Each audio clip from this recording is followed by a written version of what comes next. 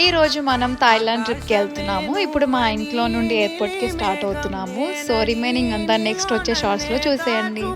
నాకు ఇంట్లో ఉండి బయటికి వెళ్ళాలంటే మెయిన్ ప్రాబ్లం ఏంటి అంటే నా ప్లాన్స్ని చాలా మిస్ అవుతాను అనమాట. నేను వచ్చే వరకు వాటికి ఏమైపోతుంది అనే టెన్షన్ ఉంటుంది నాకు.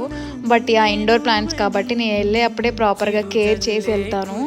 సో నాకైతే వచ్చే వరకు అయితే ప్లాన్స్ చాలా బాగున్నాయి. సో చాలా హ్యాపీగా అనిపించింది అనమాట.